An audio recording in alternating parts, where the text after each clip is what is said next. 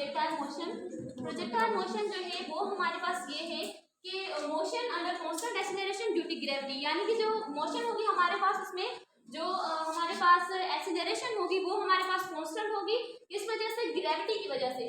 तो इसमें हमारे पास आ जाता है ये जो हमारे पास प्रोजेक्टाइल मोशन होगी वो हमारे पास टू डायमेंशनल होगी। टू डायमेंशनल कैसे कहते हैं कि पहले हमने पढ़ा था जैसे हमारे पास वेलोसिटी और जो हमने स्पीड पढ़ी थी वो हमारे पास एक ही डायरेक्शन में थी, यानी वन डायमेंशन। तो यहाँ पर हमारे पास जो मोशन है वो हमारे पास टू डायमेंशन है, यानी वो वर्टिकल भी होगी और हॉरिजॉन्टल भी होगी, यानी एक्स एक्सिस पर और वाई एक्सिस पर दोनों होगी। और सेकंड पर हमारे पास है कि जो मोशन होगी वो हमारे पास under the action of gravity, gravity की वजह से भी। वो कैसे कि अगर हम एग्जांपल लेते हैं कि हम ये मार्कर जो है या फिर कोई बॉल है हम यहाँ पर फेंकते हैं, तो फिर वो कि अगर हम ऊपर की तरफ फेंकते हैं तो वो ग्रेविटी की वजह से जो है वो हमारे पास नीचे आ जाएगी। और उसके बाद हमारे पास इसका जो ट्रेजेक्टरी होती है, यानी ट्रेजेक्टरी हम पाथ को कहते हैं, वो हमारे पास होगा पैराबोलिक। जस्ट लाइक हमारे पास ये है, ये हमारे पास जो है वो हमारे पास पाथ है यानी ट्रेजेक्टरी है, और ये हमारे पास है पैराबोलिक। और उसके बाद इसमें हमारे पास अजम्पशंस आ जाती है ऐसी कुछ। तो अजम्पशन में जो होगा कि जो ग्रेविटी होगी वो हमारे पास कांस्टेंट होगी। वो कैसे कि जैसे हम कोई भी बॉल फेंकते हैं तो यहाँ पर हमारे पास अर्थ पर ग्रेविटी होती है 9.8 मीटर पर सेकंड स्क्वायर, तो वो हमारे पास होगी कांस्टेंट। और उस पर और जो हम कोई भी बॉल फेंकते हैं उसका जो एयर रेजिस्टेंस होगा वो हमारे पास नेग्लिजिबल होगा। नेग्लिजिबल मतलब ना होने के बराबर, यानी कि अगर हम कोई भी चीज फेंकते हैं तो उस पर हमारे पास एयर का कोई भी हमारे पास असर नहीं होगा।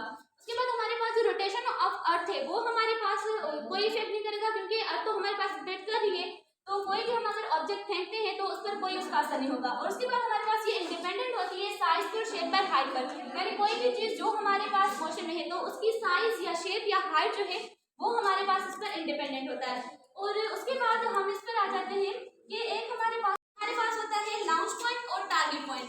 तो लॉन्च पॉइंट वो होता है जहां से कोई चीज हमने फेंकी है, और जो टारगेट पॉइंट वो होता है जहां पर वो गिरी है। तो ये इसमें हमारे पास एक आ जाता है ऑब्लिक और दूसरा आता है हमारे पास इम्प्योर। ऑब्लिक जो है वो हमारे पास प्योर होता है, यानी प्योर कैसे कि अगर मैं ये मार्कर फेंक रही हूँ यानी ये मेरा लॉन्च पॉइंट है, और जहां पर ये गिरेगा मार्कर वो हमारे पास टारगेट पॉइंट है। यानी टारगेट पॉइंट और लॉन्च पॉइंट जो दोनों है वो हमारे पास क्या है, सेम है, यानी वो भी ग्राउंड पर है और वो भी, हाँ उनका ये हम कहते हैं इसे प्योर जो है यानी ऑब्लिक। उसके बाद हमारे पास इम्प्योर आ जाता है। इम्प्योर जो है वो हमारे पास हॉरिजॉन्टल होता है। हॉरिजॉन्टल कैसे कि अगर मैं छत पर खड़ी हूँ और बॉल वहां से मैं फेंक रही हूँ तो वो जो है हमारे पास लॉन्च पॉइंट है वो हमारे पास ऊपर है, और उसके बाद जो उसका टारगेट पॉइंट है वो हमारे पास नीचे आ जाता है। तो ये हमारे पास इम्प्योर होता है। और उसके बाद हमारे पास इसकी जो है एंगल भी कुछ बन रही है, यानी ये जो हमारे पास पैराबोलिक ट्रैजेक्टरी है तो इसमें हमारे पास एक एंगल होती है। हम यहाँ पर देखते हैं कि हमारे पास लॉन्च पॉइंट और टारगेट पॉइंट इनके बीच में हमारे पास थीटा एंगल बन रहे हैं। तो जो V नॉट है इसमें हमारे पास यहाँ पर होता है V नॉट। V नॉट जो है उसमें हमारे पास एक इनिशियल वेलोसिटी आ जाती है। इनिशियल में हमने पढ़ा था कि एक हमारे पास I और J, तो ये दोनों किस एंगल पर होते हैं, किस प्लेन पर, x एक्सिस और y एक्सिस पर। तो V नॉट जो है वो हमारे पास इक्वल होगा किसके, V नॉट I और प्लस V नॉट J, यानी V नॉट I हमारे पास था x एक्सिस पर और दूसरा हमारे पास था y एक्सिस पर।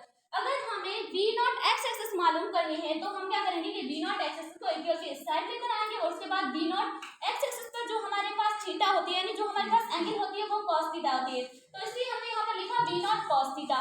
और उसके बाद हमारे पास अगर हमें V नॉट y दिया यानी वर्टिकल हमारे पास कोई भी एंगल मालूम करनी है तो हम क्या करेंगे V नॉट sin थीटा, क्योंकि y एक्सिस पर हमारे पास जो थीटा होती है वो sin थीटा। और उसके बाद हमारे पास इसमें मैक्सिमम हाइट और रेंज के अबाउट भी आ जाता है कि जो ये हमारे पास पाथ है उसमें जो हमारे पास हॉरिजॉन्टल जो डिस्टेंस है उसे हम कहते हैं जो है वो हमारे पास कहते हैं ऐसे ये रेंज है। और उसके बाद जो हमारे पास इसकी जो हाइट बनती है यानी जो वर्टिकल हमारे पास बनता है उसे हम कहते हैं मैक्सिमम हाइट, यानी एक्स एक्सिस पर हमारे पास जो डिस्टेंस होगा वो हमारे पास है रेंज यानी हॉरिजॉन्टल, और जो वाई एक्सिस पर हमारे पास होगा वो वर्टिकल है यानी मैक्सिमम हाइट। Thank you.